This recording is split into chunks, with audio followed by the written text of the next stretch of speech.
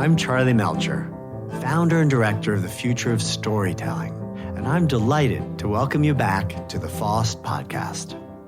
One of the founding principles of the Future of Storytelling is the idea of cross-pollination, that by bringing together people with significantly different backgrounds and skill sets, we encounter new ideas and perspectives that can transform our own work.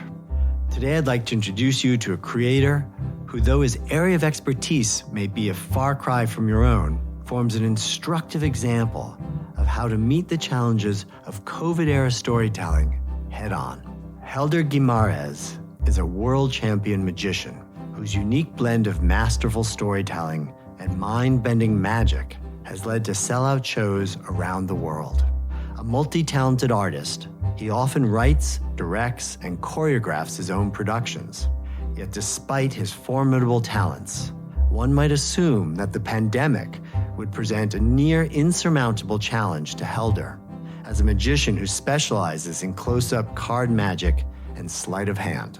His work does not offer itself easily to virtual adaptation, but Helder's not one to back down from a challenge, and his latest show, The Present, is proof. Rather than trying to circumvent the issue of digital separation, The Present makes it a fundamental part of the magic. And rather than trying to draw viewers into the virtual space of their computer screens, Helder uses his showmanship and some unique tricks to explode the present out of the confines of the computer and into the homes of each and every viewer. During a time when most live performances have been completely shut down, Helder's created a smash hit show that's been consistently sold out since it first opened back in May. I'm thrilled to welcome Helder Guimarães to the Future of Storytelling podcast.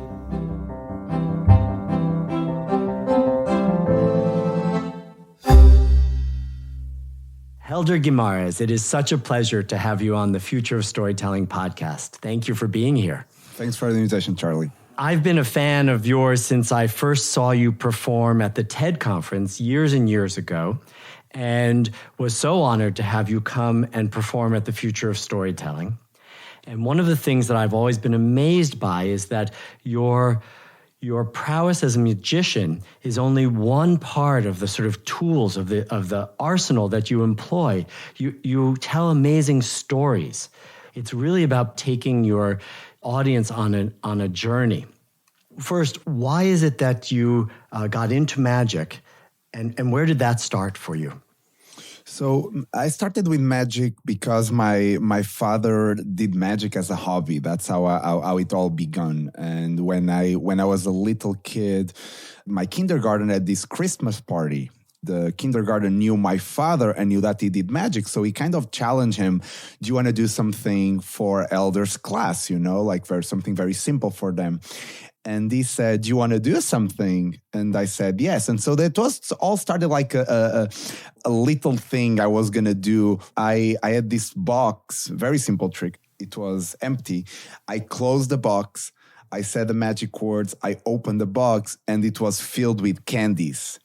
And I started throwing the candies to my kindergarten mates, and they loved me. And so I was the hero of the kindergarten for a few months. And what, for you, makes magic really work? What is it that's unique or special about it that connects to you? Many people ask me, why do you do magic? And it seems like a simple question to answer. And actually, it's probably one of the hardest ones because I can't give a rational answer why I do magic. I can't see myself without being attached to magic in a certain way. So when people ask me why I do magic, my honest answer is because I cannot do magic. I have this gut feeling that I need to share things with magic. Now, magic is a very unexplored artistic area that there is so much to be found inside of what already exists, but new ways of exploring it, especially, in my opinion, making it personal. I think that's where I really love seeing another magician is when I see that his work is personal, because there is so many standards of magic or classics of magic that so many magicians do, and they are beautiful on their own, and I can be entertained for 5-10 minutes. But I would not want to sit 1 hour and see a performer doing things that other people can do. I want to see that uniqueness, that personal side. So tell us a little bit about why you started to incorporate stories into your performance. It comes down from the theater background and from loving to perform. There are so many different aspects of a magic performance that need to be taken in account. One of them is the deception side of what I do. You need to be fooled in order to have a feeling that you saw something impossible. So in order to take that deception and create an illusion, you need to attach something to it. And it might be a simple pattern that is very funny, that is very elegant, that puts you on the zone to watch that. Can be as simple as that.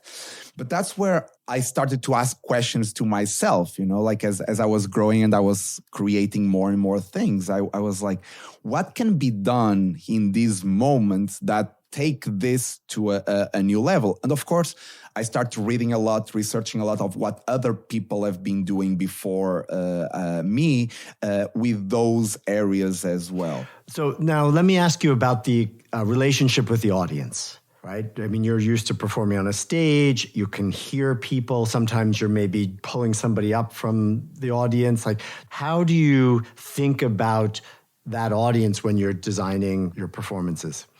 I feel that the audience is an active part of the show. So like I can't conceive a live performance without thinking of it a little bit like jazz, so I know that there is a set of things I'm going to have to hit, along the way. But there are a couple of moments where I need to be open to what the audience is going to give me, because that makes two things. One, makes the show different every time. And that is way more interesting, even for me. I love when I'm surprised in my own shows by the audience. The other side of that same coin is that the audience understands that those moments are never going to happen again. And that makes the interaction and the moment they are witnessing much more special too, I believe. Yes. So I always leave it very open on those moments when I have an audience interaction, to be open to the randomness that most of the times it's according to a certain set of rules. People are not necessarily crazy to the point that they don't know how to behave. I'm not suggesting that, but sometimes you have moments that are completely random, interesting. Even for me, I laugh. So, for example, I'll tell you a brief story about Invisible Tango. I was doing the show, and I think at this point I probably had done the show like 40 times. So this was the show you did, your previous show at the Geffen, is that right? Yes. The show I did last year at the Geffen, physically at the Geffen Playhouse, and so I had probably done 40 shows. And there was a moment, not want to get into too much detail, but there was a blindfold that I was going to use for something. I would always give the blindfold to check to someone in the audience. And there is nothing tricky or special with a blindfold. People can actually check it and make sure that they don't see anything. 40 show in, like one person that I give, can you examine, make sure that you can see anything through? The person goes like, yeah, I can see a little bit of light, because she's literally looking directly at the lights in the theater with a blind. So of course she's going to see light, but she's not going to see anything. But she says, oh yeah, I can see a little bit. And I said, really? Can you really see something? And she said like, yeah, a little bit of light. And they'll go like, okay, I take the blindfold, I throw it away. But that moment, you can't engineer it, right. It's either honest and everyone feels that honesty and it's alive and it's amazing, or if you engineer it, it's just going to look fake and it's not going to be the same for the audience that sees it, So I love that. Just the opportunity to have something that's spontaneous, that is co-created with the audience. I mean, she became part of the act, right? She and clearly was not scripted. You were making it up together. Like, it's magic that you can respond to that in real time. But there's a sense of wonder that comes from something that happens in real time that's not pre-recorded, pre-planned, pre-scripted. And then, of course, there's also just the feedback, right? I mean, you hear the laughter, or you hear the, the gasp, or like, that must be incredibly important part of, when you hit your timing, and you're learning all the time too, right? Like, you're getting feedback every show. Absolutely. I always like to say this, like, when I create a magic show, let's suppose I'm creating it in my studio, and I'm practicing it, and nobody's seeing, there is no magic. No, the magic only exists when I have an audience in front of me and they respond to the illusions I'm creating. Otherwise, there is no magic, And all of that you've experienced for so many years in a live setting, right? In a real theater in front of real human beings. And then we run into COVID and we're all in quarantine. And what do? You create a show that's custom crafted just for people to experience through Zoom, right? From the safety of their home. So tell us about the present. How did it come about? And just give the quick description so people understand what it is.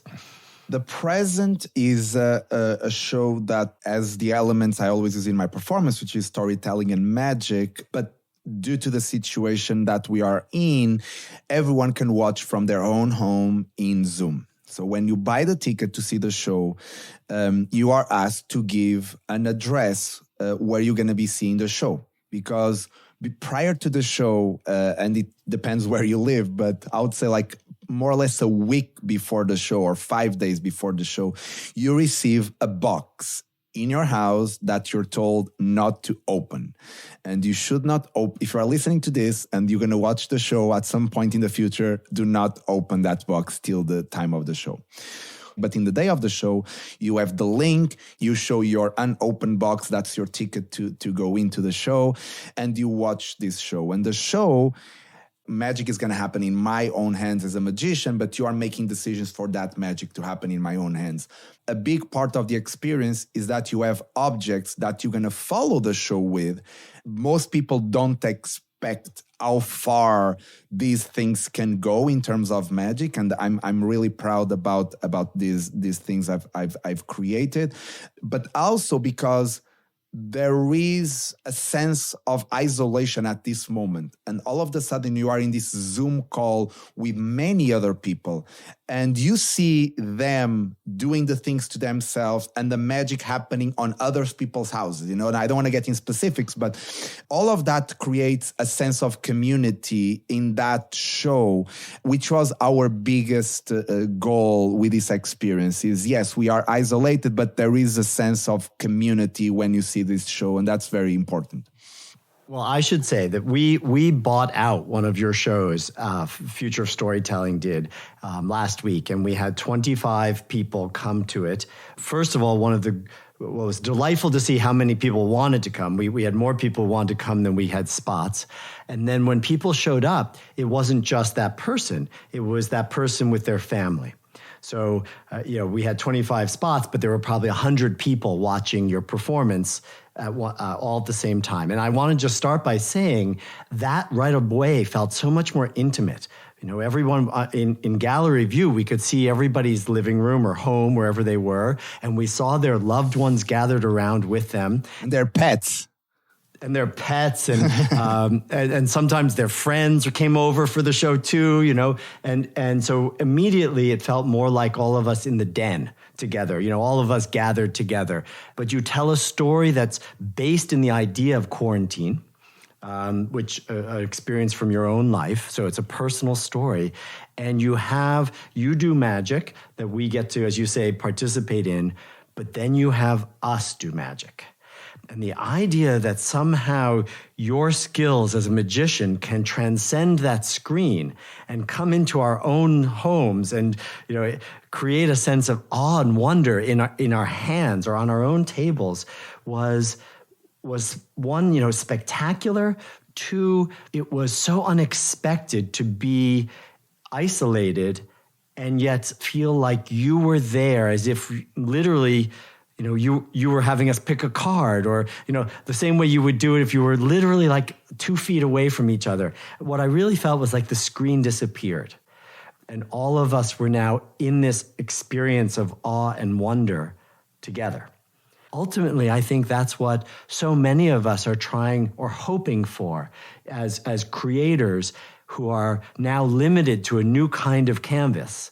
This computer screen, this Zoom, software. Since we can't do live events, we can't go to the theater, we can't go to, museums or to the Future Storytelling Conference. Like all these things that we would normally do to have community and to have these moments of awe and wonder together are taken away from us, and yet you've managed to find a way to transcend the limitations of this funnel, this straw that we're all working through, and make us feel that way. So how'd you do it? What's the secret? First of all, thank you so much for that. And the big point of the show, or the big magic moment of the show, is when you as an audience feel that you're not in front of a screen and that you are with the other people. And that's what we wanted ultimately to get. How did we do it? It's a really good question. I would love to tell you that we have a spectacular formula that works for everyone. I don't think that's the case, but I do believe that one of the breakthrough ideas is that there is a physical involvement with the audience, that they are not just in front of the screen, they are doing something. Now, in my case and with my work and my solution, the idea was to send people this box that already creates some mystery because they can't open it before the performance. Then they open, then there is the objects that are related to the story I'm telling. You unfold every single chapter, let's say, of the box with some magical moment that either happens on the screen or in their hands. But there is something active about their experience that I think makes it so much different than Netflix. Here, it's not, because you are making decisions in your own hands as things are evolving, and you see other people doing those same decisions, having different outcomes. So that side of being active, I think it's a big part. First of all, I love that in a magic show, in a regular magic show, but having that happen miles away, I'm in LA. You are in New York, having that happen in New York while I'm having in LA, I think there is something magical about just that idea and that notion. Well, seeing the faces of those families, so both adults and children, be so incredibly happy, so delighted, have a sense of like they had transcended or escaped their isolation for a little period of time. They also, by the way, had something that was very bonding. I spoke to many of them afterwards who've said that like ever since the show, they've been discussing it with their kids. It's still very much alive for them as they think about it. That is really priceless and beautiful. And that moment when you open the box, it's kind of like the curtain rises, and the set is revealed. There is such intentionality about the design of it to help put you in the right mood and to help to start to communicate the ideas that the show is about. So my next question for you is, do you have any specific advice for other people or organizations of how they might think about transcending the distance that's happening through Zoom, through the screen? I think that the best way of approaching any problem is not to look at as a problem and look at as a possibility, a new door that opens, and I think once you have that mindset changed, you're going to see things that probably before you'd be complaining about, you're going to be seeing, now everyone can't be unmuted, no, it's like, that's how it is. Now, what can we do with that? It's a different mindset, and that changes completely how you're going to be seeing possibilities, because otherwise I don't think you can actually see those possibilities. The other thing I would say, we talked about this briefly before, but it's the idea that you shouldn't be thinking about adapting something or watering down something that live would be better and now it's just okay. No. At that point, don't do it. Like we're going to be back into theaters. We're going to be back into live events, and we all going to be wanting to be on those events because we've been deprived of those. So save those ideas for those moments and think about, in this moment, what makes sense for you to say as an artist and what makes sense to communicate through this platform. And it can be Zoom, but it doesn't have to be Zoom. Like Zoom is just what people have been using, but there are so many other things that you can do at this point. I think the question becomes what you want to say in this moment under the restrictions we are. But don't look at them as a barrier. They think of them as like possibilities. Is there anything else that you think magic has to teach us? Is there something that as a magician you can share that would help storytellers?